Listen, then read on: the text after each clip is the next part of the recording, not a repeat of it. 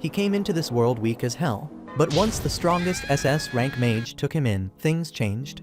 The kid had nothing going for him but pure grit. Went through brutal training day and night. Body pushed to the edge, but willpower never broke. Years went by and the same boy who couldn't even cast a basic spell turned into someone you don't want to mess with. Not even his master knew it. But buried deep inside him was a dark magic strong enough to flip the whole damn world upside down. A kind of power that stuns anyone who sees it.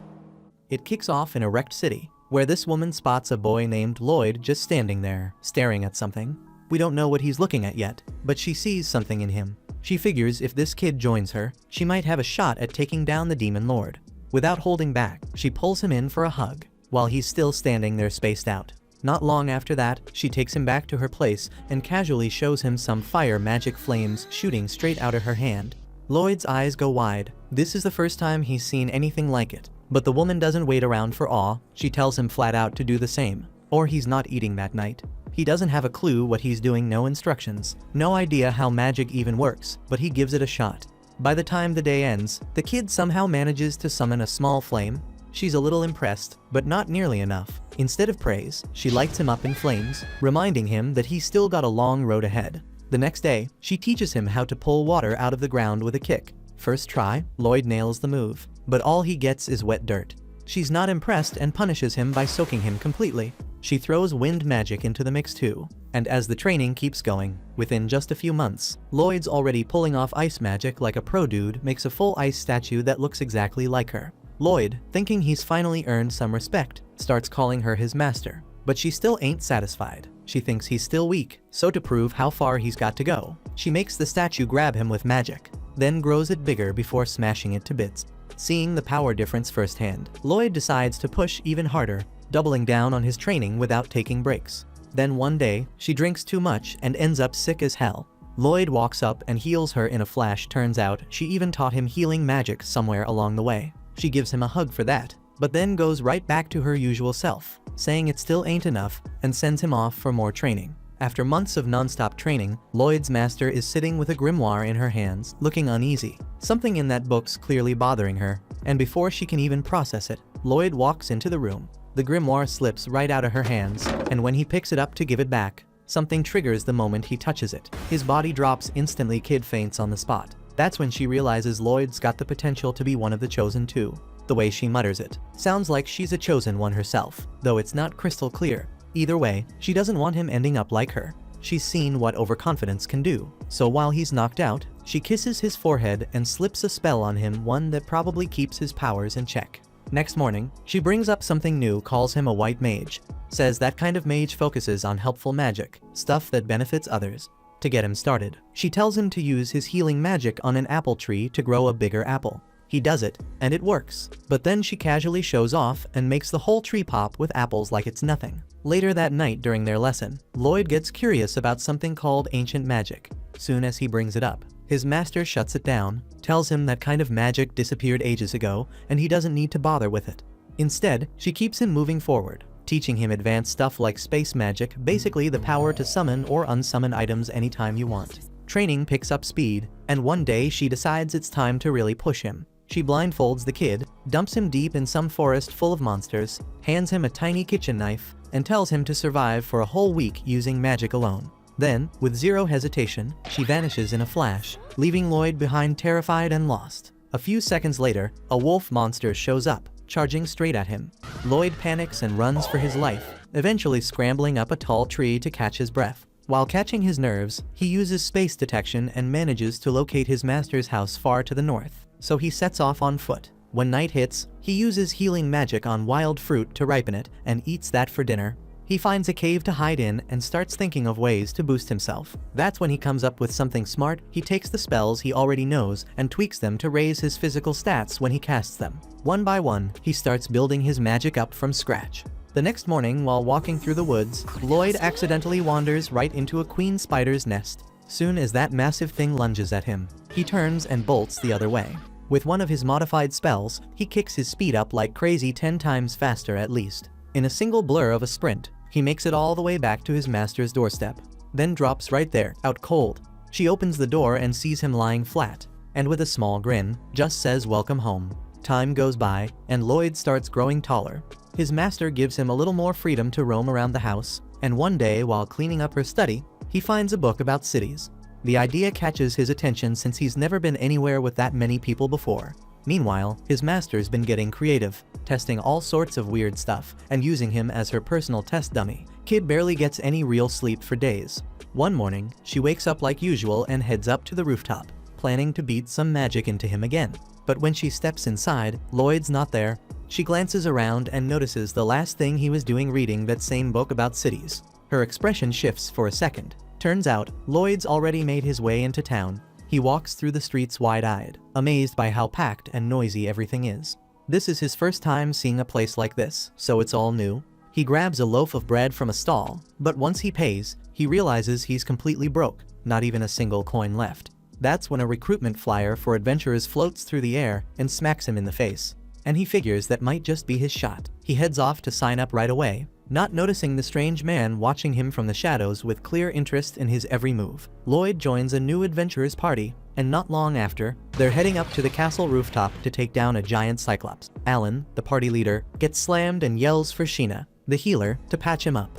But just before she casts her spell, Lloyd drops one of his upgraded buff spells without saying a word. Suddenly, everyone starts feeling unstoppable. The archer nails the cyclops right in the eye, and the knight takes a punch straight on but holds her ground, surprised by how easy it was to block. Alan doesn't think twice, charges up, and takes the beast out in one clean hit. He's fully convinced he pulled it off with raw talent, but the knight glances at Lloyd and starts putting two and two together, like she knows something just doesn't add up. Now that the cyclops is down, the crew rides back into town, and Alan's getting the royal treatment. Folks can't stop cheering his name like he's some kind of legend, all because no one else had been able to take down the Cyclops of Abadov Castle. The reward for the job turns out to be massive, but when it's time to split the cash, Alan tosses Lloyd 5 measly coins, saying that's all he gets since he's just a rookie D-rank adventurer. Lloyd takes the money without saying a word.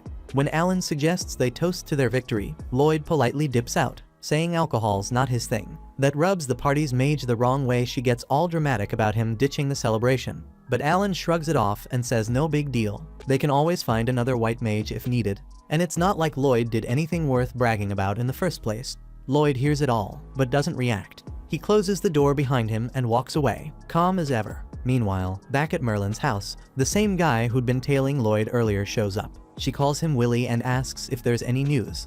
He tells her Lloyd made it to town and even joined the hero party. Merlin looks relieved, almost proud. She figured it was about time the kid stepped into the world on his own.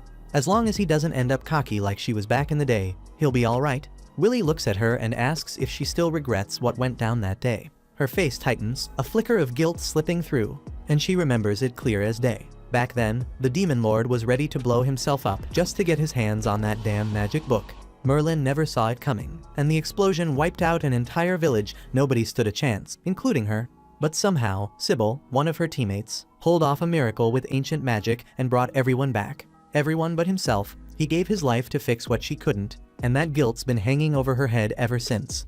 Back on Lloyd's side, he's still with the hero party. Every time they're close to getting wrecked in a fight, he drops a clean buff on them, keeping the team running smooth like clockwork. Thanks to him, they're practically unbeatable, but nobody knows he's the reason they're cruising through every battle. Later that night, Rena's up reading about defense stats when Alan walks into her room. She tells him she's been wondering about something lately. The monster hits don't feel as hard on her shield, and she's not sure why. Alan says he's been feeling stronger too, figures it's just raw talent kicking in, but Rena shoots him a look and reminds him he hasn't trained in days, so whatever's going on, it's definitely not him leveling up on his own. At the same time, deep in the woods that night, a couple guards are finishing up their patrol when one of them suddenly screams in pain. His partner looks over and sees this massive golem towering above them, and in that split second, it hits him. He's about to get killed doing a job that barely pays enough for lunch. By the next morning, the guard captain is already talking to Alan, asking for his help. Turns out the guys on patrol were killed in a brutal way,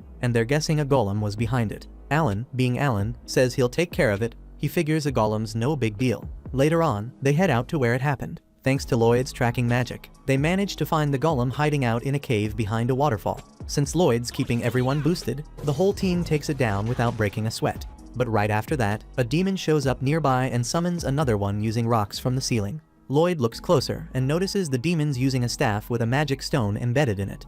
That's a big red flag. Magic stones are bad news. He knows they gotta shut this down fast, so he buffs Lulu's accuracy and tells her to shoot the demon. She hesitates since the demon's behind a wall, but she fires anyway, and somehow the arrow lands. Then Lloyd tells Maya to teleport the staff to him, and once it's in his hands, he seals its magic right away. Alan's already fuming. He doesn't like being bossed around, especially not by the guy he thinks should be following orders.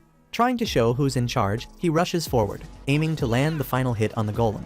Lloyd sees it coming and knows Alan's about to get his head crushed, so he kicks in a speed spell and dives in, shoving Alan out of harm's way. But instead of a thanks, Alan snaps at him for getting in the way. He finishes off the golem himself, acting like he did it all solo. Back in town, he straight up kicks Lloyd out of the party, saying he's had enough of his attitude and claiming he's been useless the whole time. And after all those years hearing Merlin say he wasn't good enough, Lloyd starts to believe it. He doesn't argue, he just walks away quietly. The next few days are rough. Lloyd tries to find a new party, but no one's looking for a white mage, and most teams are already full. Things start to look hopeless until a girl named Yui rushes into the guild, needing a white mage fast. The receptionist points at Lloyd, and Yui turns to him, asks if he's not with anyone. When he says yes, she grabs his arm without wasting a second and takes off running with him like her life depends on it. A short time back, Lloyd was still dragging his feet around the city, head down and soul crushed after getting kicked out of the party by Alan. He kept hearing Alan's words echo in his head, saying he was nothing but dead weight. All he ever did was hide behind the others and toss out a few heals, and even Sheena could do a better job than that. Lloyd had asked if Alan seriously thought he was that useless, but Alan didn't even answer, just told him to believe whatever and get lost. As he walked off, the girls in the group didn't bother hiding how happy they were to see him gone. They were all smiles welcoming Rena. Throwing shade like Lloyd was some kind of joke they finally got rid of. Eventually, Lloyd made his way to the center of town and found himself staring up at a fountain. The statue on top looked exactly like his master, and that hit him right in the gut. He missed her, missed being trained, missed mattering to someone. Meanwhile, a different squad of adventurers was heading out to take down a bandit stronghold. This was no casual mission either, it was ranked A, so they had to keep it tight. Clum, the ginger in the group, looked off her game, distracted by something and clearly not feeling it. Still, once the battle kicked off, they went in hard before the bandits could even react. Silica, the mage, stepped up first, chanting loud as hell to prep her spell. One of the smarter bandits noticed and told his crew to wait it out till she was drained, then rush them. That was the plan, but they didn't count on Cross having her back. From way off, he fired a shot so clean it ran through a bunch of them at once. Their party was no joke. Yui, the sword fighter leading the team, held her own with no problem, even when she slipped. Dagaz, the big guy with a shield, was there to cover her. Clum came through too, casting a buff that jacked up Dagaz's strength, letting him smash through the front line like a beast. The bandit boss saw the tide turn and tried to make a break for it, but Yui was already in his face. She told him to stand down and not make it worse. He yelled at her to explain who the hell they were and why they stormed the place. But then he spotted the golden pendant on her chest. His face changed quick, he knew what that meant. She wasn't just tough, she was S rank. Every single one of them was, which meant they weren't just here for a job, they were the kind of folks everybody respected and paid attention to. The boss bandit pulls out his final move, thinking that even if this crew's S rank, there's no way they can handle what he's about to drop. He slams his staff to the ground and fires off a summoning spell, bringing up a massive golem straight from the earth. This thing's built to resist magic, which knocks Silica and Clum out of the fight completely. Even Cross knows his arrows won't do much against that kind of tank, so that leaves just Dagaz and Yui to go toe-to-toe with it. Yui doesn't flinch. As team leader, she steps up and hits the golem head-on, slashing with full power. But the thing doesn't even blink. It tanks the hit like she tapped it with a stick. She yells for Clum to give her that power-up, but Clum's out of it again, totally zoned out. Yui has to scream at her before she finally reacts and casts the buff. That one spell kicks Yui's strength into overdrive, and with that boost, she cleaves the golem clean in half like it was made of paper. With the job wrapped up, they round up all the bandits, including their boss. Afterward, Yui pulls Clum aside for a talk. Clum straight up apologizes for blanking out and says she's not cut out to be an adventurer anymore. Yui gets it though. She knows Clum's mind's been on her sister Sylvie, and she asks how Sylvie's doing these days. But before Clum can even answer, the scene cuts to Lloyd again. It's been 3 days, and the poor guy still hasn't found a new party. He's posted up near the guild counter when someone starts yelling about needing a white mage. Turns out, it's Yui. Lloyd doesn't waste a second. He steps up and tells her he's a white mage, and Yui doesn't even ask for his rank. She grabs his wrist and drags him straight to her crew's base. Once there, she introduces him like he's already part of the team, even though he hasn't said yes. Her squad catches on quick, they've seen her do this before. Cross breaks it down for him, saying they've got a high priority mission and no time to replace Clum properly. They need someone fast. Nobody thinks Lloyd's the right pick, and truth be told, neither does Lloyd, especially after realizing this group's full of S-rank adventurers. Even though Lloyd's already given up on himself, Yui hasn't, and she straight up demands he show them what he can do. He's convinced he's gonna disappoint them, but decides to try anyway. First thing he does is pull a staff out using storage magic, and that alone makes everyone raise an eyebrow. Then, without chanting a word, he hits the whole squad with a physical boost. They don't feel much at first, but Yui swings her sword just to test it and slices through a tree like it's made of foam, leaving everybody wide-eyed. Lloyd casually explains that he didn't just cast one buff, he stacked 5 enhancement spells on top of each other, which is why Yui's power skyrocketed. That's enough to shut down any doubts they had. Clum's magic doesn't even come close to that level, but Lloyd still seems clueless about how insane his magic really is. He admits he used that many layers because he figured if he only did one, it wouldn't be enough for a top-tier team like theirs. He thought it'd come off as weak, and he wanted to make a good impression.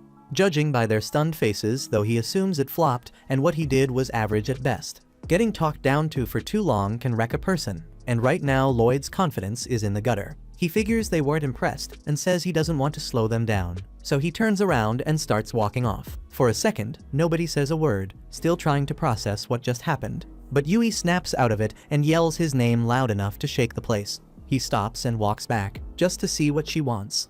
That's when he opens up. He tells them where he came from and how the hero's team kicked him out for being useless. Yui's shocked he was ever part of that crew, but Lloyd downplays it. He says they don't need to be impressed and suggests they stick with their old white mage, instead it'd probably be better for all of them. They start telling him about Clum, how solid she is and how she used to run with them. But her sister Sylvie's been sick. Even while adventuring, Clum still looked after her, but lately she's been drained, and it's messing with her focus.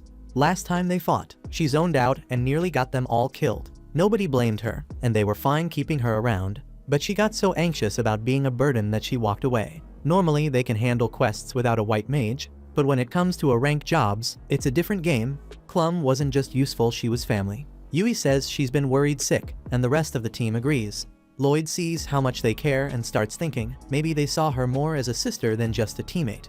When they say yeah, he realizes how lucky she is to have folks like that, especially after what he's been through. He asks what kind of sickness Sylvie has and learns she's turning into a damn magic stone. That hits a nerve. He remembers reading something with his master about magic stones and asking if it was reversible. She said it was. That gives him a little hope, so he asks Yui to take him to Clum's place. They get to her house, she opens the door, and they sit down to talk. He asks her more about Sylvie's condition. Clum explains that both she and her sister used to take missions together, but on one of them, Sylvie got hurt. She wasn't there when it happened, just found her injured. Lloyd asks exactly how it started, and instead of explaining, Clum decides to show him. She takes them to Sylvie's room. As soon as the door opens, Lloyd feels the heavy magic pressure flooding out. Clum walks in and lifts the blanket. Sylvie's legs and hands are already stone. She says it's creeping through her body, little by little. Lloyd quietly tells her he thinks he can heal her. Clum doesn't buy it. She already tried every top-tier mage she could find, and none of them had answers. So she figures some random white mage won't either. But then Lloyd asks if the injury happened inside a cave, and Clum freezes before nodding. He checks the area where the transformation started and confirms what he suspected: the magic that hit her is still active, and it's slowly taking over her body. Clum's still unsure, but Lloyd says his master once told him this method could work. Yui backs him up, asking Clum to trust him, so she gives him the green light. He grabs his staff and starts casting a powerful spell that drains his energy fast. He explains that this magic is meant to calm down the storm of power building up inside Sylvie's body. That overflow is what's turning her to stone, so if he can suppress it, she might recover. Right after that, he hits her with a healing spell. Clum stares, wide-eyed, telling him this ain't some basic healing magic. He admits it's different, eats up way more mana than usual, but still insists it's just a normal healing spell. Yui turns to Clum and asks what she really thinks, and Clum can't lie, it's nothing close to ordinary. The wild part is that Lloyd's casting 2 spells at once and still holding it together like it's no big deal. Yui points out something even crazier: Sylvie's body is starting to return to normal. Clum rushes to grab her sister's hand as Sylvie slowly turns back to flesh. Everyone's stunned, then joy kicks in. Clum's overwhelmed with gratitude, but tells them she can't rejoin the party. Once Sylvie's better, they're going to hit the road together. She offers to treat them later to say thanks. She looks at Lloyd and says she knows they're in good hands with him. but he just shrugs and says he's not officially one of them yet, and that throws her off. He still doesn't see his worth. Later that night, they all head out for dinner.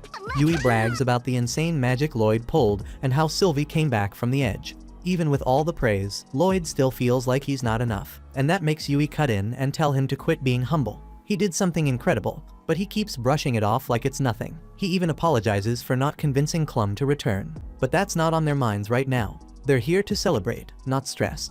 Talk shifts to what the future might look like, and Lloyd starts comparing how he used to feel with the heroes team to how he feels now. That's when he speaks up and says he wants in.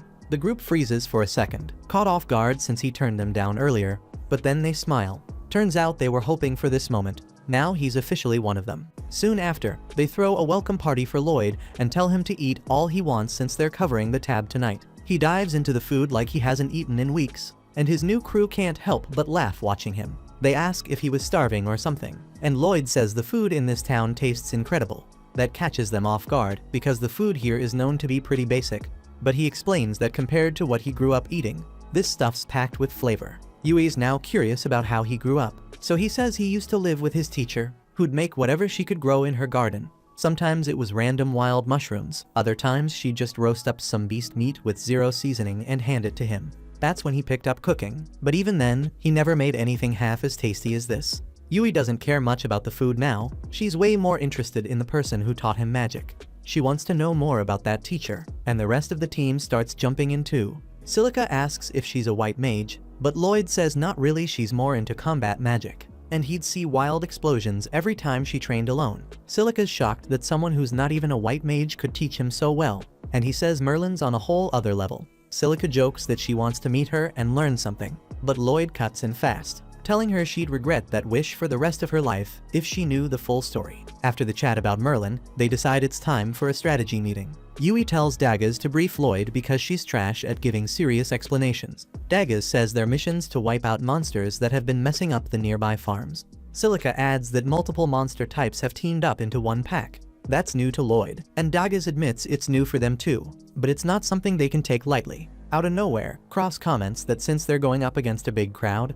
he and Yui are gonna struggle since close-range fighters suck at crowd control. Yui agrees and says Silica's gotta carry this one because she's got wide area spells. But even Silica's stressed, saying those spells burn through mana way too fast. Yui turns to Lloyd asking if he's got any offensive magic in his arsenal, and he says he can cast basic stuff, but the outcome's usually kinda underwhelming.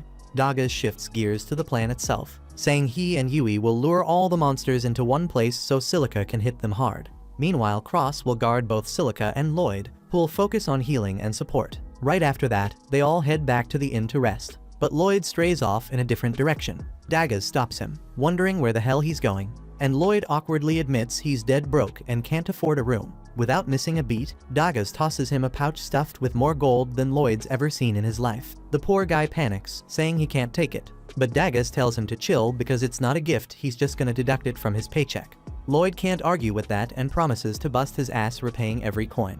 Next morning, the whole crew gathers outside the inn, with Yui dragging herself in last. She looks around and asks where the hell everyone's luggage went. Turns out, Lloyd already stashed it all inside his magic storage, which blows her mind. She immediately hands him her stuff too, and he packs it in like it's nothing. Yui and Silica start hyping him up like he's some genius, but Lloyd says he could show them how it works. They all freeze, stunned that anyone could learn this skill, and he tells them it's not that hard, though boosting its storage size takes some effort. With that, they finally set off on their mission. While walking, Lloyd starts to understand how good it feels to have fun even during a quest. Since they didn't have to carry anything, they reach their first camp spot way ahead of time. Lloyd unloads their gear from storage and helps set up the tents. Yui's already eyeing the river, ready to go splash around, but Daggers shuts that down, saying they still need firewood and food. Lloyd steps up to grab the firewood, and Yui thanks him for cutting down their chores. Then she pulls Silica along so they can take a quick bath, and while they're off, Lloyd heads into the woods to collect dry branches. Lloyd spots a fruit he used to eat when he was a kid, so he grabs a handful to share with the crew. Right then, a loud scream tears through the trees. It's Yui.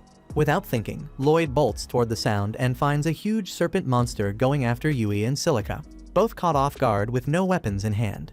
Lloyd throws himself at the monster, forcing its attention off the girls. That gives them just enough time to run to the shore, grab some towels to cover up, and toss a couple of weapons their way. Once they're armed, Lloyd hits them both with enchantment spells on the spot. Yui charges in and slices the damn thing clean in half with one strike. But even after that, the monster's head still wriggles, trying to land a hit. Silica yells for cover and blasts it with a fireball, frying it on the spot. She stares at the aftermath in shock, wondering how the hell she pulled that off, not realizing Lloyd was the one who boosted her. Yui turns to thank him for saving their asses and asks if he can put her sword back in storage. But then, her towel slips and Lloyd ends up catching a full view of what she's been hiding. They both panic, she screams, and next thing he knows, she smacks the hell out of him. Once they're back at the campsite, things cool down, and Lloyd decides to teach them how to use storage magic. He explains they need to create a pocket space with their palms, but nobody's getting it. Silica tells them to just give it a shot anyway, and now they all look like idiots trying to crush an invisible balloon. Lloyd starts feeling like he's just a terrible teacher. Then Silica randomly mutters storage, and a magic space opens up in her hand. That's when they finally get it. None of them can use magic without chanting like Lloyd does. But if they use incantations, they might figure it out. After a bit more practice, Silica manages to stash her staff inside the space. The others still can't pull it off, but at least now they've got a clue. Later that night, when everyone's asleep, Lloyd and Yui are stuck on watch duty. She quietly sits next to him and thanks him for being part of the party. He tells her he should be the one grateful since he was totally jobless. Then he brings up how seriously she took this quest, all for the sake of their clients, and asks what's really driving her to go this far. Yui opens up about her past, saying that when she was a kid, her village got wiped out by monsters, and she was the only one who made it out alive. That's why, when she heard about this quest, she couldn't turn it down, didn't want anyone else going through what she did. But before she can say more, Lloyd cuts in, telling her to stay quiet. Something's nearby.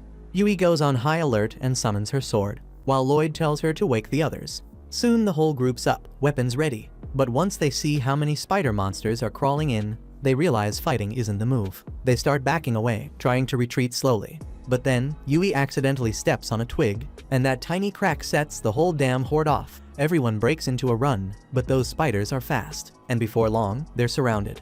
Webs start flying out of their nasty bug asses, and the team manages to block the first barrage. But one spider manages to snatch Silica's staff. Then they start building a silk cage around the group, and panic sets in fast. Lloyd steps up, saying they need to stop the spiders in their tracks before they get overrun. He buffs everyone up and tells Yui to go in first. She launches herself up, slicing clean through the web, and cross-grabs Silica's staff, tossing it back to her. Yui charges at one of the spiders, blocks its sticky shot, and slashes off its legs in one clean motion.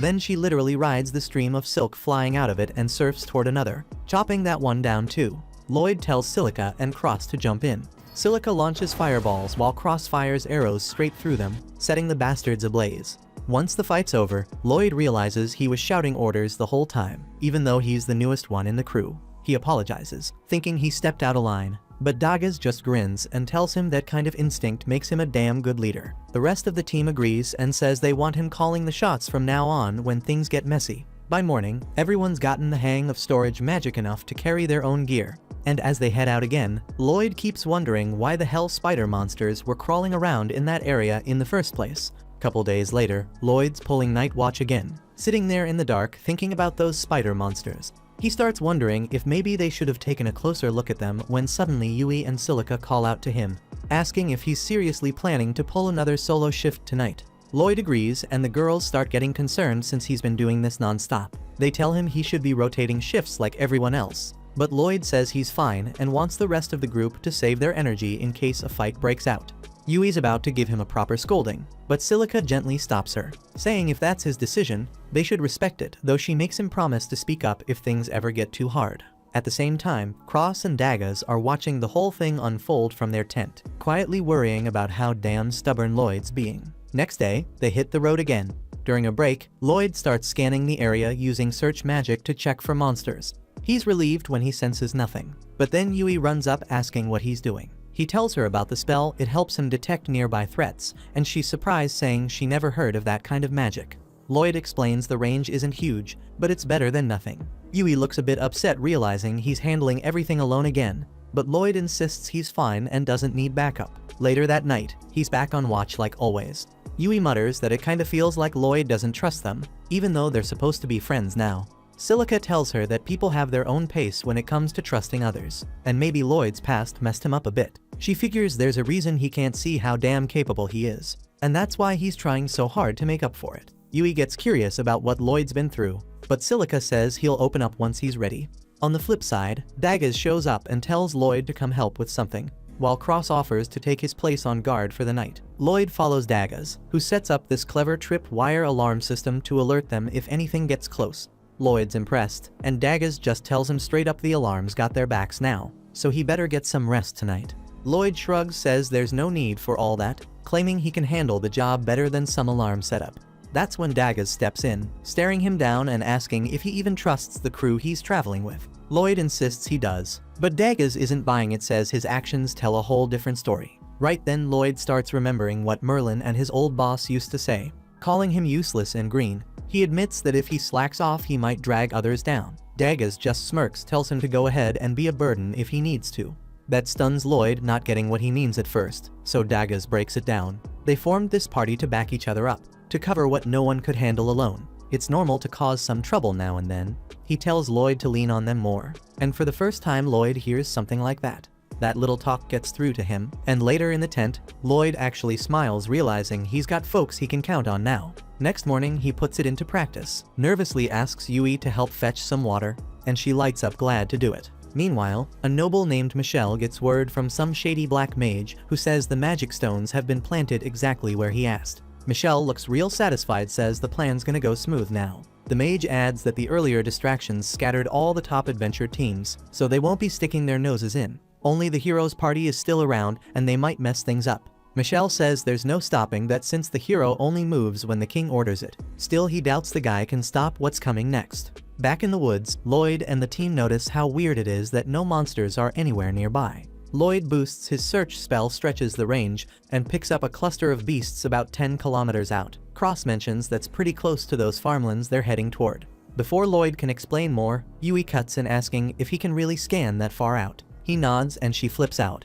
shouting about how he said the range was way smaller the other day. Lloyd casually says 10 kilometers isn't that far, but she starts yelling again. But the rest of the group jumps in, telling her to chill out and focus on the real issue.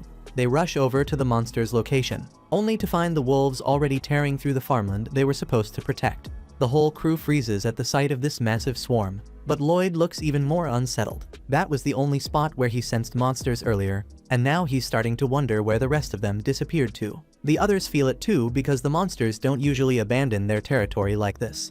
As they try to figure out what the hell's going on, Cross narrows his eyes and spots something weird buried in the middle of the wolf pack. No one else can make it out, so Lloyd casts a quick spell to give himself some telescopic sight. Now he sees it too, a strange black rock sitting dead center in the chaos. He gives the same vision boost to the others, and once they lock on they finally see it. Daggers says it looks like some kind of magic stone, and Silica points out the creepy dark aura coming off it. Lloyd nods, says that's probably mana leaking out, but then it hits him, because that energy feels a little too familiar, like the magic used by beast folk. Then he remembers something Merlin told him a while back, about how the beast tribes have a spell that lets them control monsters. So this damn rock might be doing the same thing. Without wasting time, Lloyd activates his search spell again, and his heart drops when he spots another huge wave of monsters heading straight for them. Now it all makes sense. That stone's the reason behind this madness. He still doesn't get who's behind it, but right now they've got bigger problems. Some of the group suggest falling back, but Yui's not having it, says they leave now. Those monsters will torch everything. Daggers agrees that running won't be easy even if they tried, but Silica though doubts they've got the power to pull off a win here. That's when Lloyd steps up and says they're gonna fight, and if they do it his way they've got a real shot. First thing's taking out that stone, so he asks Cross if he can hit it from here. Cross hesitates, says he might not break it from this distance. Lloyd tells him that's fine, just hit the damn thing. As Cross lines up his shot, Lloyd hits him with 3 different enchantments, and when the arrow flies, it strikes the stone dead on and shatters it to pieces. Cross stares in disbelief, asks how the hell that even worked.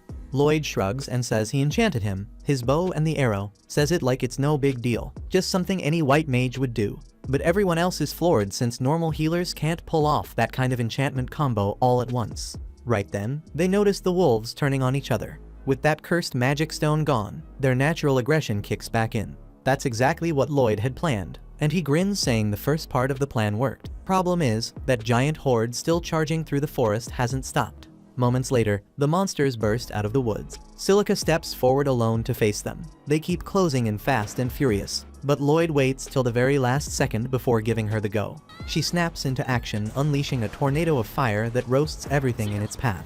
The crew stands frozen, stunned by the sheer power she just dropped. Lloyd quickly tells her to keep hammering them with wind and fire spells. Then he runs straight to Cross. That blast left the field covered in smoke, which blinds the flying monsters, but also hides them from the team. Lloyd links his mind with Cross using telepathy, then uses his search magic to lock onto each airborne target. Now that Cross can see them through Lloyd's senses, he picks them off one by one, not missing a single shot. In the middle of all this, Lloyd hurries back to Silica for the final part of the plan, but she's out of mana. He doesn't even hesitate, dumps a surge of his own into her like a damn human battery. The boost hits hard and drops him to his knees, but he tells her not to worry and just casts the next spell. She listens and calls down a heavy rain that douses the spreading wildfire before it gets out of hand. It drains her completely, and she drops to the ground, but Daggers catches her right in time. Yui rushes over, tells her she did amazing, and that now she and Daggers will handle what's left. While they head out to clear the stragglers, Lloyd and Silica stay behind. Finally catching a breath, Lloyd suddenly collapses, muttering that he still needs to get stronger if something this small wears him out. Not long after, Yui and the others return, having wiped out the rest of the monsters. But before they can relax, Lloyd tells them they've got no time to waste, his gut screaming that this was all a diversion, and the real threats headed straight for the city of Ishtar. Everyone's still trying to process what just happened when Lloyd casually pulls out a full crate of mana potions from his storage. He downs one in a single gulp, then tells them the whole mission was a damn setup meant to lure top adventurers out of Ishtar and weaken the city's defenses. Cross argues that Ishtar still has the Heroes Party and the Night Order, so taking it down won't be that easy. Daggers though says Lloyd's theory actually makes sense. But Yui doesn't want to wait around, says she's heading back just in case. And right as Lloyd finishes his potion, he casts a buff on the whole team, tells her they're moving now, then takes off running toward the city like the ground's on fire. Everyone stares, stunned by how fast he is, and when Yui tries to keep up, she realizes she's blazing too faster than Kevin Hart on a sugar rush. The rest of the squad follows, and they don't even blink when Lloyd mentions he boosted their speed so they could make it back faster. While Lloyd and the others are hurrying back to the city, the Count's lounging at his desk with a glass of what better be red wine, when General Giliste walks in, asks how the plan's going, and the Count says things are almost ready. Says that girl Giliste snatched has been surprisingly helpful. He's got a list of twisted ideas he wants to try on her, and once Ishtar falls, he'll have all the time in the world to get started. Giliste gets a chill, feels like the Count's cooking up something way darker than he's letting on, but he doesn't say a word. The guy used to be the Demon Lord's right hand, whatever's in his head, it's not something you question. Meanwhile, the girl's still locked in the Count's dungeon, barely hanging on. He brings her potions now and then, drains her magic, and uses it to craft those beast-attracting crystals he's been spreading. It's happened so many times, she's completely lost the will to fight. Back out in the field, Lloyd's group is flying. They just cleared a wide patch of grass, and they're making great time. But Silica starts getting worried, glances over at Lloyd, and says it must be hell keeping speed enhancement magic going for that long. Lloyd doesn't see why it's a big deal, because once you're used to it, the mana cost drops way down, it doesn't even scratch him anymore. The others ask what he means by getting used to it. So Lloyd tells them that back when he was younger, Merlin dumped him right in the middle of the forest and left him to figure out how to make it back home. As a white mage, he didn't stand a chance against the monsters out there. So all he could really do was boost himself with support spells and run for his life. Kept testing out different kinds of magic non-stop until he finally made it back. The rest of the group just stares at him stunned, but Lloyd says he figured that's how normal training goes, nothing worth making a fuss over. But Yui and Silica freeze for a second, looking at each other like they can't believe he just said that. Then they break it to him legal guardians aren't supposed to abandon their kids in the woods and hope for the best. They try to be as gentle as they can, but somehow Lloyd takes it the wrong way, thinking normal kids must go through even harsher stuff, and to him, that means he's just not good enough yet. Once the group finishes resting, Lloyd casts the enhancement spell again, and they get moving, racing toward the city. But not long after, he comes to a hard stop, and the sudden halt makes everyone trip over themselves. They all ask why he froze like that, and Lloyd says he picked up something strange on his scan, can't tell what it is yet, but it doesn't feel like a normal monster. It's more like a hunter stalking prey, says he's gonna check it out and tells the others to keep going. Yui shuts that down quick, tells him he has no clue what he's walking into, and if it turns out to be dangerous, he won't be able to handle it solo. Lloyd nods, says she's got a point, and the rest of the group agrees they're a team, and it's only right they face stuff like this together, which makes Lloyd genuinely thankful they've got his back. He leads them closer to the source of the presence, and once they're near enough, he confirms there are demons inside that house. Yui's eyes widen when she hears that, asks if he's absolutely sure, since demons are supposed to be restricted to the Megocracy. They've been after control of this continent for a long time, but right now, they're not supposed to be anywhere near the 3 major nations. The others look at Lloyd like he's completely lost, since everything they just talked about is common knowledge, but he's standing there like he's never heard a word of it before. He gets a little awkward, then admits he doesn't remember anything from when he was a kid. Says the first memory he's got is from the day Merlin took him in, and by then, the war had already ended. Now, if there really are demons hanging around this place, Daggers says they better go tell the city knights fast. Lloyd agrees, but before they rush off, he wants to look into things a bit more. The rest try to stop him, tell him it's way too risky to get any closer, and he gets that. But something about the mana he's sensing from that house feels off. It's almost the same as the mana from that magic crystal that drew in all those monsters earlier, so to him, it makes sense the demons inside are tied to the one behind the whole city attack. If that's what's going on, then Lloyd figures it's worth taking a chance, and Yui's got his back. She talks the others into going with it, says it's their job as adventurers to stop threats before they blow up into disasters, and these demons sure look like trouble. Besides, if they're lucky, maybe stopping them now will stop the attack on Ishtar before it happens, so they go for it. But when they reach the window and look inside, the place is straight up empty. Lloyd checks again to be sure, and this time he spots the demons underground, and they're clearly planning something bad. He turns to Silica, asks if she's got earth magic, since that's the only shot they've got. She nods, says she can handle it, so Lloyd buffs everyone with enhancement magic. Then she drops a sand pit spell under their feet, and just like that, they fall straight into the middle of a demon ritual. The demons all freeze confused as hell, demanding to know who the intruders are, but Yui doesn't flinch, steps forward with her blade up in one of their faces, says if he doesn't start talking, she'll end him right here. Before he even opens his mouth, another demon jumps in and blasts a bunch of rocks her way using earth magic, forcing her to block just long enough for the first one to slip out. He bolts right past the one who saved him, then wastes no time and shoots one in the chest. And the coward who ran doesn't even look back, rushes through the door and locks it behind him so Yui can't follow. While she's trying to open it, the 2 remaining demons creep toward her from the side, but crossfires again, lands a shot in each of their thighs, and that gives Yui the perfect opening to take them both down without a fight.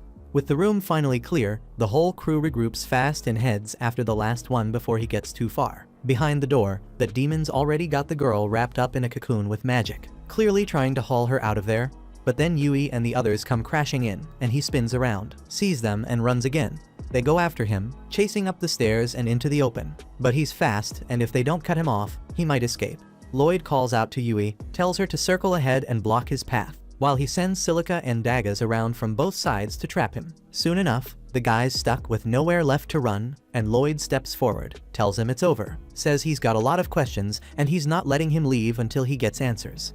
But the demon's not backing down, fires off a desperate lightning spell, hoping to wipe them all out in one shot. But Lloyd's already on it, throws up a shield that covers the whole team, and the blast bounces right back, piercing straight through the demon's chest and dropping him on the spot.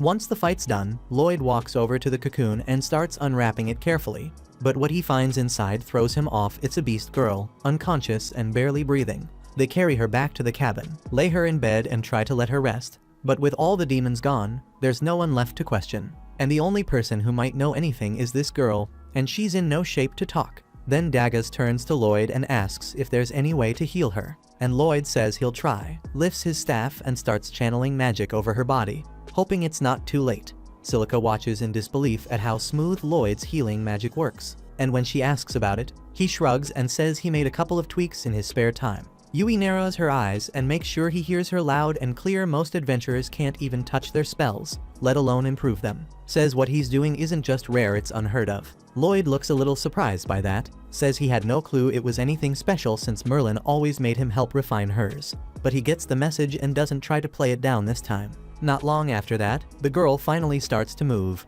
and once she opens her eyes, Yui jumps straight in with a wave of questions she's been dying to ask. The girl struggles to keep up, but she manages to tell them her name Claire, so at least they're getting somewhere. Then Lloyd steps in and takes over, asks if she knows why the demons locked her up. Claire stays quiet for a moment, so Lloyd shifts the tone and tells her they're just a group of adventurers who came to help a farm under attack. says they found a magic crystal buried in the middle, summoning monsters non-stop. Then he mentions he could sense beast magic leaking from it, and that he's heard some beast folk can use spells to control monsters. That's why he asks if she's the one behind those stones. Claire freezes for a second, then nods and admits it's her magic, but says the demons forced her to do it. Now that they've got the truth, the whole group starts putting the pieces together. If the demons are using those stones to call monsters, and Claire's magic is powering them, then it's clear they want to launch a full-on attack on Ishtar, which happens to be the gateway to the continent. They agree to head back fast and take Claire with them before things spiral any further. Back in the city, a couple of guards stumble across one of the magic stones, but it's already too late to stop anything. The monsters have started pouring in, and it won't be long before the entire place gets swallowed up. Meanwhile, the crew stops for a quick rest, and that's when Lloyd picks up on something bad. He senses a wave of monsters heading for the city, and behind them, an even bigger force closing in. There's no way they can hold off all of them by themselves, so he makes a call. He tells Yui and the others to rush ahead and warn the knights while he stays behind with Claire, planning to use her magic to stop whatever's coming before it reaches the city. At the same time, back in the city, Alan is getting frustrated because he has been trying to find a replacement for Lloyd. But every white mage who applied can barely cast 2 spells at once, while Lloyd could toss out 5 with ease. Rena tells him Lloyd might have been a special case, but Alan refuses to accept that. His pride will not let him admit he was wrong. So he decides all the white mages in the city must be even more useless than Lloyd was, and they just need to keep recruiting until a useful one shows up. Right after that, a member of the Imperial Guard steps into the room carrying bad news. He informs the party that monsters have been spotted outside the city, and there are over 10,000 of them, and the report says the count is still growing, so the king wants the hero party to assist in defending the walls.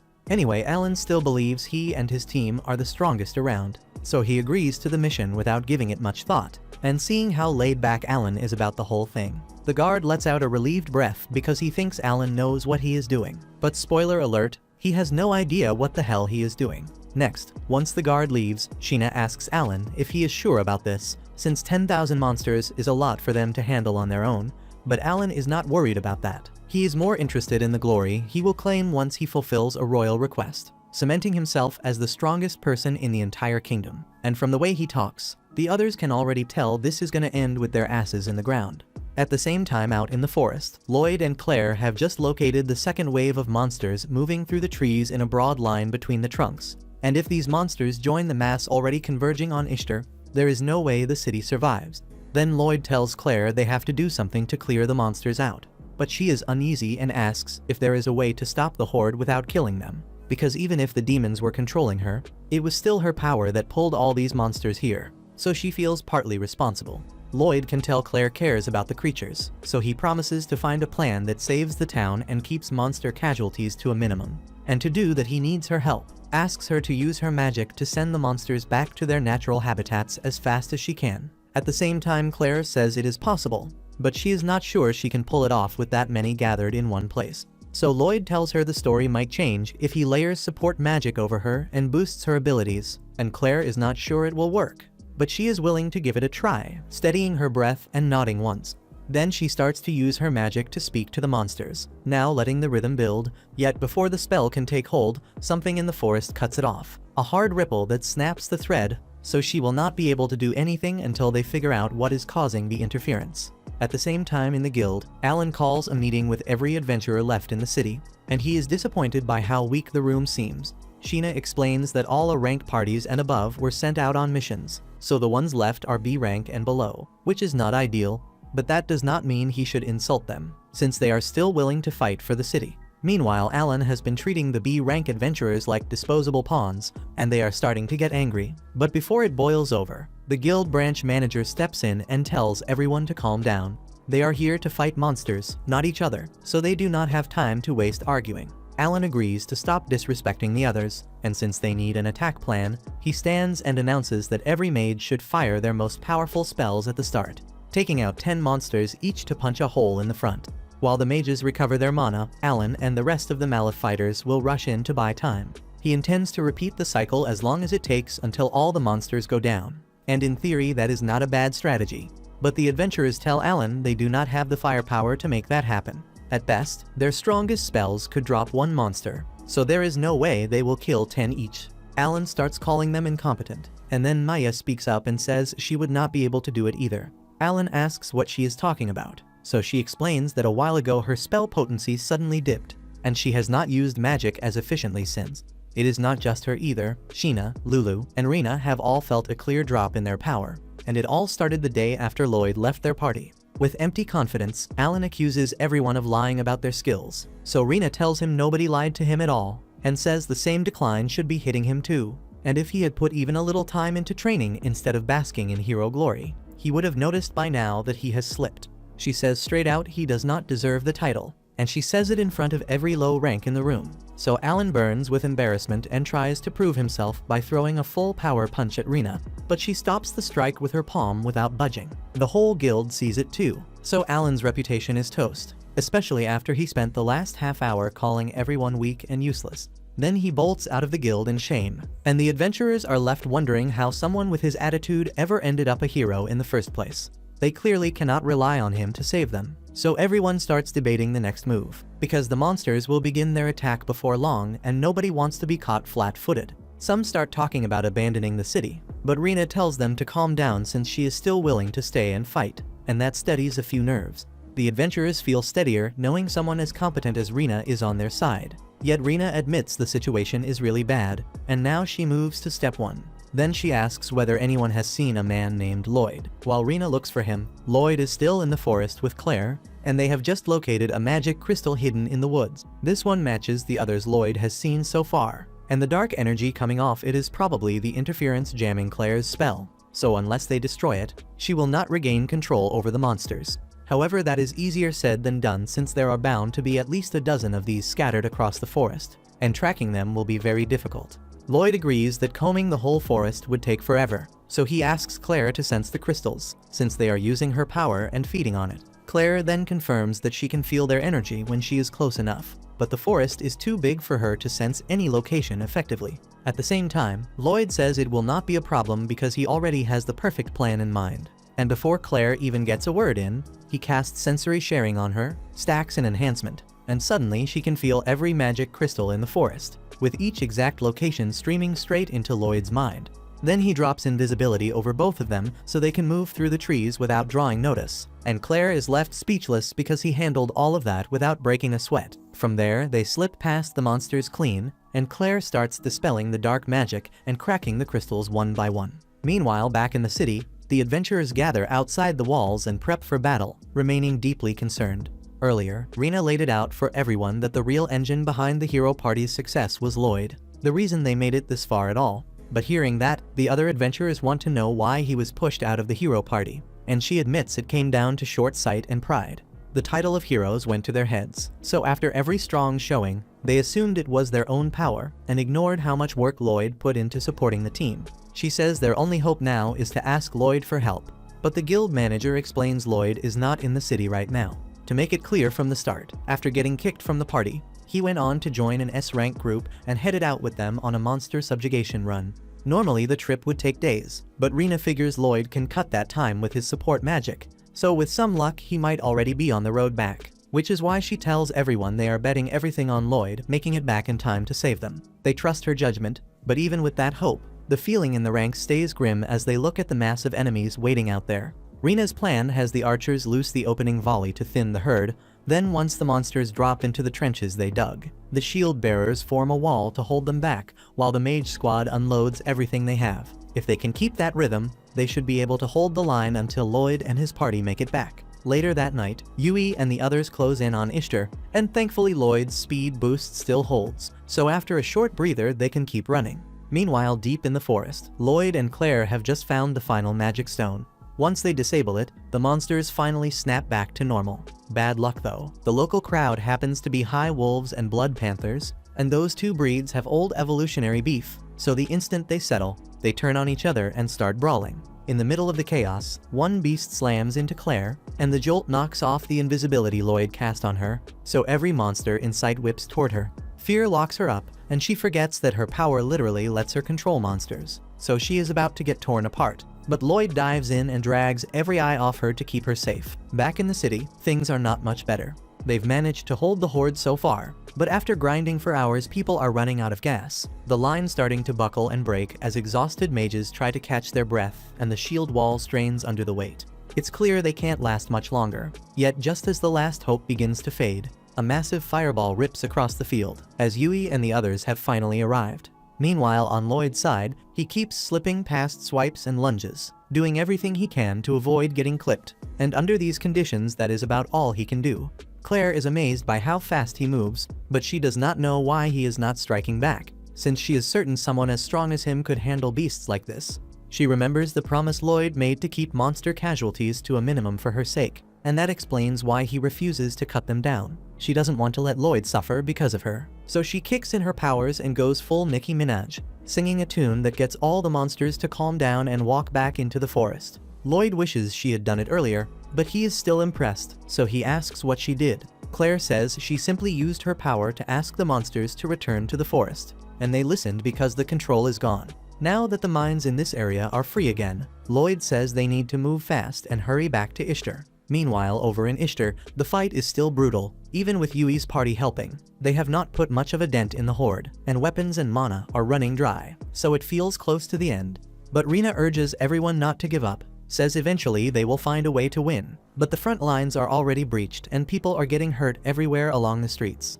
They hang on until morning, but by then every layer of defense is wrecked. So the guild manager fears this is the end of the city of Ishtar. Right before the monsters can flood the gates, a clear voice rises from the cliff near the forest, and the singer is Claire, her song boosted by Lloyd's magic, with a little help from Nicki Minaj's curves. With that combo at work, the monsters quit attacking and march back into the trees in long lines, so the city isn't being overrun anymore. Once the field clears, Claire lets the song fade and nearly collapses from the strain, and Lloyd catches her and holds her steady. They are both relieved they kept the city from falling. But the crisis is not over, since the demons planned the whole thing and never bet on a single path, and now a horde of golems is marching toward the city. At the same time, Count Michel relaxes in his castle, certain the city of Ishtar has already been trampled by monsters. Yet a messenger rushes into his office with an urgent report in hand. At the outset, Michel assumes it's the notice that Ishtar has fallen. But to his dismay, the messenger says the monsters abruptly stopped the assault and scattered back into the forest, all except the golems, which for some reason couldn't hear Claire's song. Lloyd figures the demons are meddling behind the scenes, and at this pace the golems will cause heavy damage, so he casts a speed boost on Claire and tells her they need to sprint to town right away. As they thread past the golems, they get spotted, so Lloyd tells Claire to fall back to avoid the golem's punch before it lands. After a quick look at them, it's clear to him these ones have been enhanced somehow, so bringing them down won't be easy. Claire and Lloyd reach the trench around the city, so he takes her by the waist and vaults over it in one clean motion. The soldiers on watch freeze, since clearing that distance while carrying someone isn't normal. Even then, word has spread that Lloyd's enhancement magic is outrageous.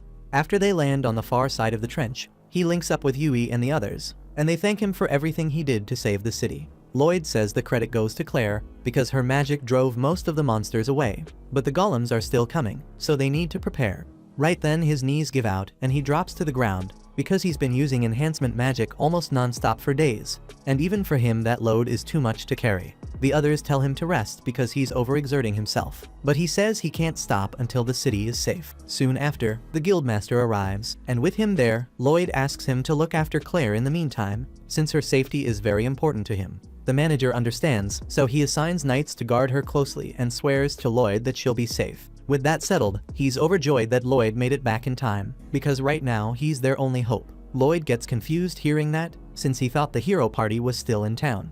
Right after that, Rina shows up and says Alan refused to join the fight. Lloyd can't believe it, because a hero who walks away when lives are on the line doesn't deserve the title. At that moment, he notices the wound on Rina's arm, which looks serious, so he doesn't hesitate to use his magic and heal her. The guildmaster is stunned that Lloyd heals Rina so easily, but he nearly collapses afterward because his mana is already running low. Rina tells him he didn't need to push himself that hard just to treat her, yet he says he couldn't leave her with an injury that severe. She has been wanting to apologize for not valuing everything he did for her, since he's the reason the heroes party grew strong to begin with. Lloyd stays modest and says he isn't that strong, while Rina insists his support was priceless for the team. Even then, no one gave him credit, and she did know better because she didn't stop Alan from kicking him out. so she wants to offer a formal apology. Right then, the guards ring the alarm bells because the golems arrive, and even if a few tumble into the trench, plenty remain standing, so the guards rush in to cut them down as fast as possible. Lloyd tries to warn them to wait because these golems aren't normal, but it's already too late. A guard's sword shatters the instant it meets the golem, and while he's stuck in disbelief, the golem drops him with a right hook.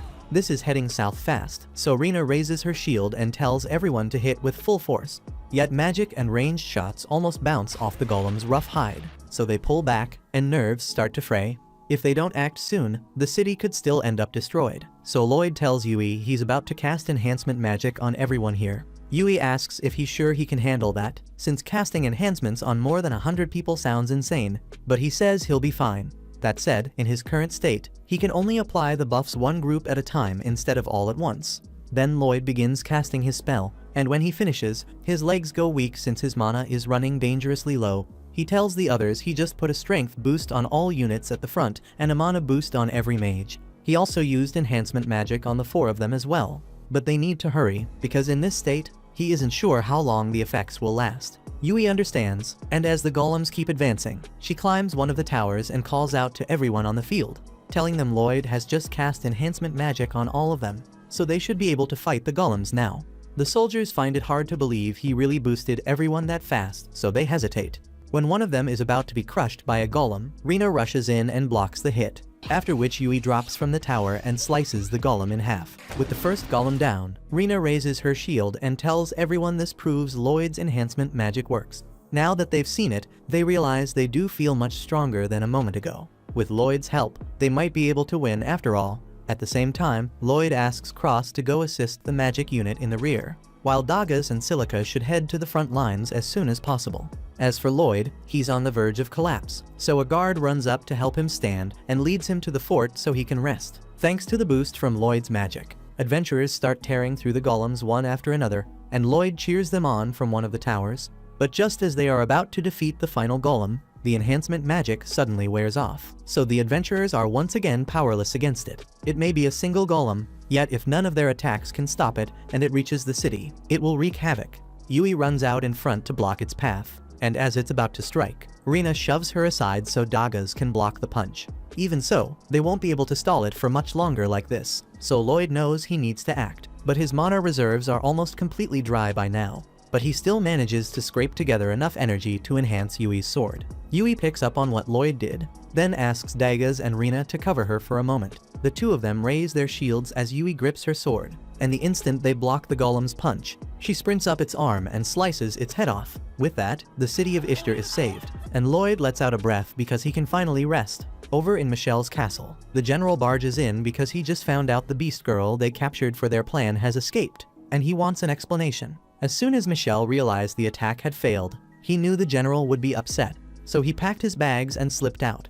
The general flies into a rage over this, and after he's done trashing Michelle's office, he decides he's going to kill the person who interfered with his plans. Back in the city, Lloyd wakes up in an inn, and shortly after, Yui comes to check on him. She's glad he's awake since he was so exhausted he slept for a whole day. The first thing Lloyd does is apologize because he blames himself for not being strong enough.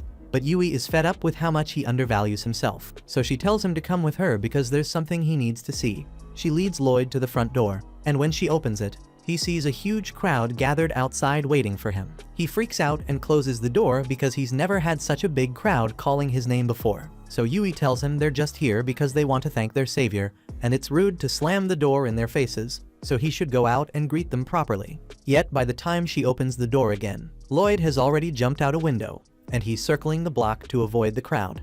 Meanwhile, at Merlin's house, Willie stops by to visit. Just as he's about to open the door, a huge explosion goes off. Merlin comes out, and Willie tells her an explosion isn't a way to welcome a guest. But in her defense, she thought he was an intruder. Willie doesn't mind since he didn't get hit, and Merlin is still impressed by how he always manages to walk away unharmed from her spells. When he steps inside, Willie spots Thor and Lily, two of his and Merlin's old teammates from their hero days, and it's been ages since they were all together like this. Merlin asks if he has any new word on how Lloyd is doing, so he tells her that Lloyd was kicked out of the hero party a while back.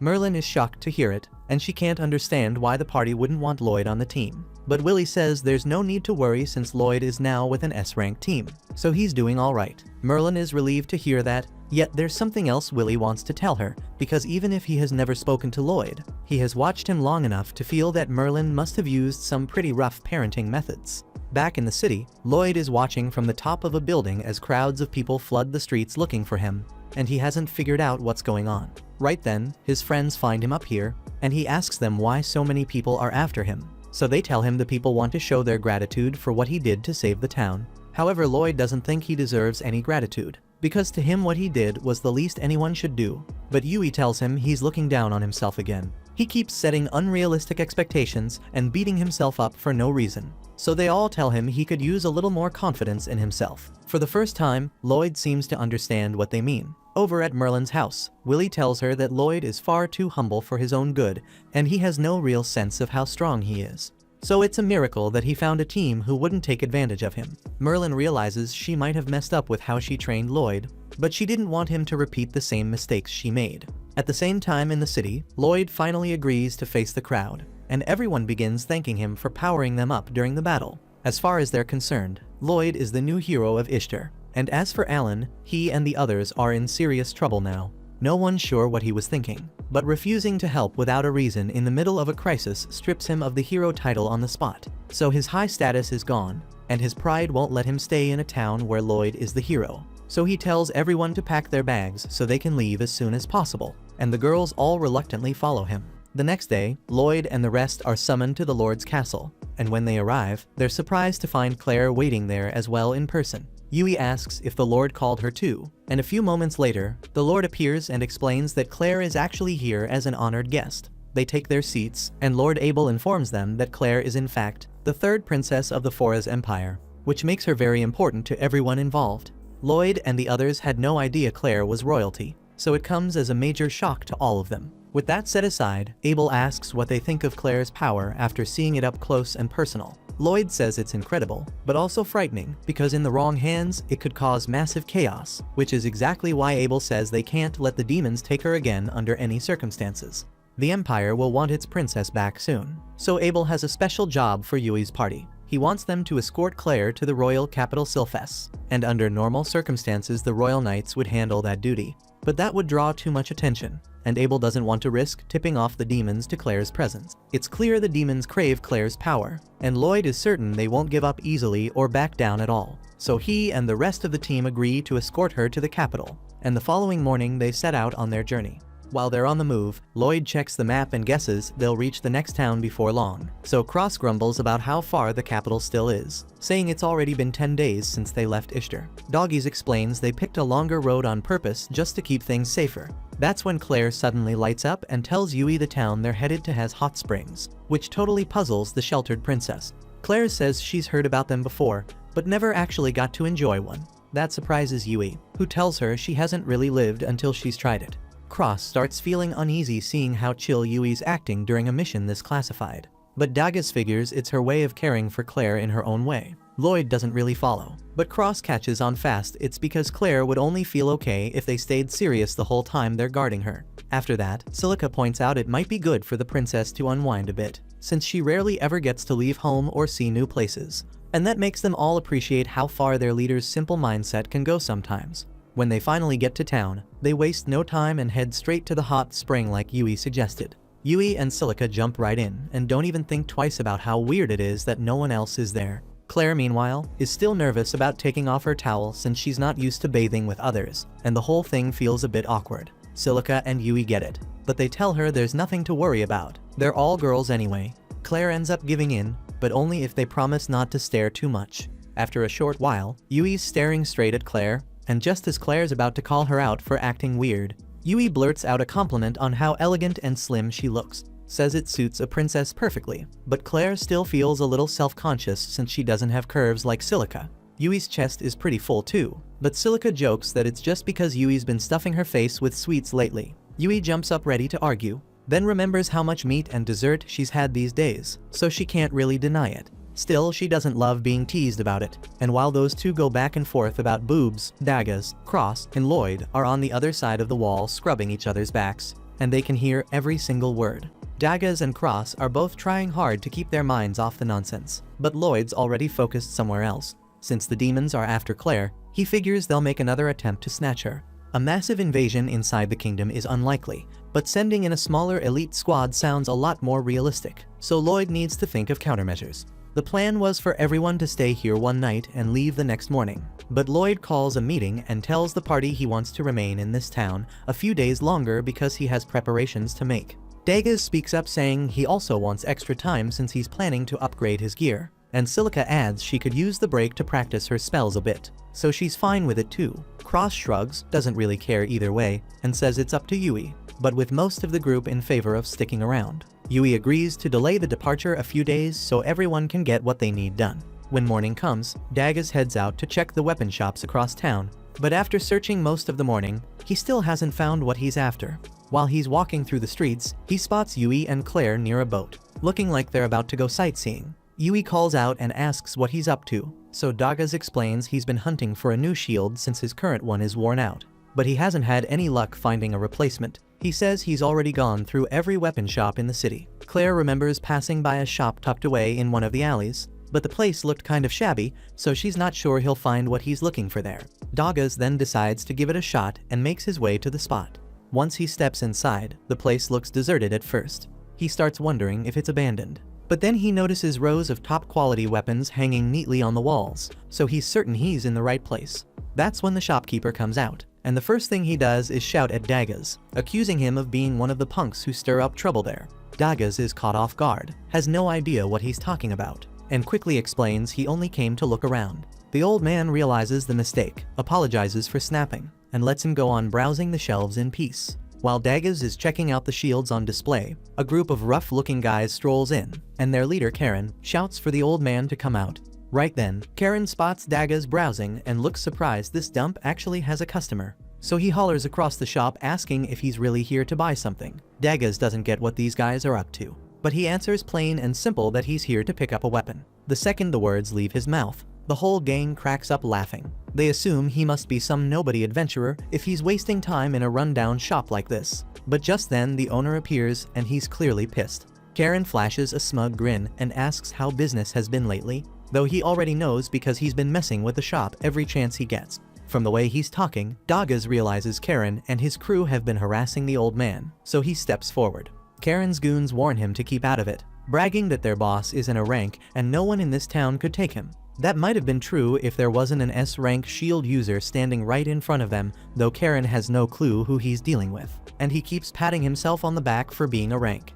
Daggers asks why an adventurer with his rank would waste time bullying an old man, so Karen explains he's been trying to buy an artifact from the shop. Every time he shows up, the old man refuses to sell it, saying Karen's not worthy. The owner doesn't want to hand it to someone who'd never unlock its real power, but Karen doesn't care, says he'll just beat the old man until he hands it over. The moment that comes out of his mouth, Daggers steps between them and calls him a disgrace to adventurers for even thinking about that. Suddenly one of Karen's lackeys loses it and swings at Daggers, but the punch is weak, so Daggers grabs his arm and twists it behind his back. He then pulls his shield from storage and slams the whole group straight out of the shop.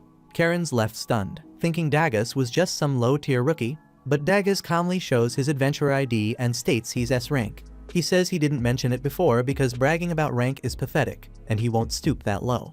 That shit leaves them speechless, and as Daggers shuts the door, they bark threats that he'll regret it. Meanwhile, after all that chaos, the old man makes up his mind, and with Daggers' attention, he says there's a favor he wants to ask of him. At the same time back at the inn, Lloyd is sitting at a table working on his magic when Yui and Claire return from their little sightseeing trip. Yui asks what he's up to, and he explains he's been trying to refine his support spells, though he's also thinking about picking up some new magic. He just hasn't decided what would be worth the effort. Yui suggests maybe he should learn some offensive magic. Lloyd says he could, but he doubts it would matter since Silica's attack spells are way stronger than anything he could pull off. And for once, Yui gets where he's coming from, because finding a mage on Silica's level is nearly impossible. At the same time, Silica is out in the forest pushing herself with training, because in the last fight, if Lloyd and Claire hadn't arrived when they did, she's certain they all would have died. She knows she can't keep depending on Lloyd to save the day, so she's determined to grow stronger, and that means leveling up her spells.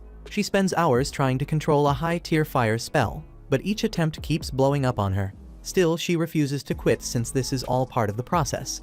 Back at the inn, while Lloyd and the others drink tea, Yui says it's fair to call Silica a prodigy when it comes to magic. But what really makes her special isn't raw talent. It's her refusal to stop until she masters a spell, no matter how hard it is or how long it takes.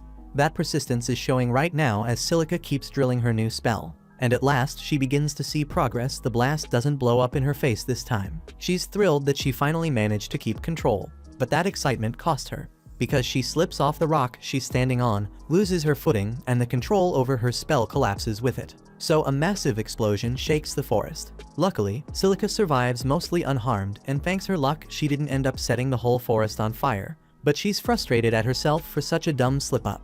Out in public, she's always aware of her surroundings. But when she's alone, she tends to relax too much. Her clothes are ruined, so she figures it's better to wrap things up and head back for the day. Just as she's about to leave, she hears movement in the bushes, and her first thought is that it could be a monster. If that's the case, she's screwed since her mana's basically spent. Thankfully, it's only Dagas stepping out from the brush. They both freeze for a moment when they run into each other, and Silica asks Dagas what he's doing out here. He says it's kind of a long story, then explains that when the old shopkeeper mentioned a favor, he brought out a masterwork shield forged by the renowned smith Rians.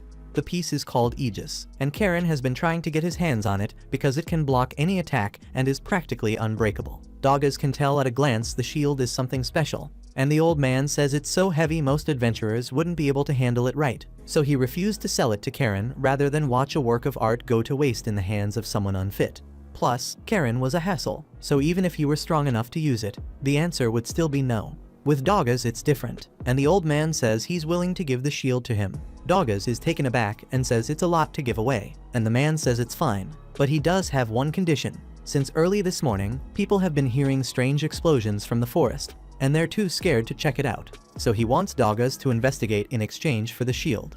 Silica knew the blasts were loud, but she had no idea her training was scaring the townspeople that much, and Dagas points to the giant crater in the ground and says it's hard not to be afraid when spells with that kind of force are flying around. After that, Dagas takes Silica to the old man, and she apologizes over and over for the trouble she caused. The man says it's alright since Silica fixed the crater she made, so there was no harm done. He tells Dagas he can take his shield now, but Dagas says he doesn't feel like he earned it since his friend was the one behind the disturbance in the first place. Even so, the man wants him to have it anyway because he respects Dagas as an adventurer. Back home, Silica and Dagas tell the others everything that happened today, and Dagas shows them the shield he was given. They're all impressed he managed to acquire a legendary shield and amazed that Silica already has a new spell under control. Yui then asks her to demonstrate it later. Seeing Dagas and Silica raise their capabilities so much in one day makes Lloyd want to push even harder to keep up, and Cross feels a bit left out since he didn't do much today.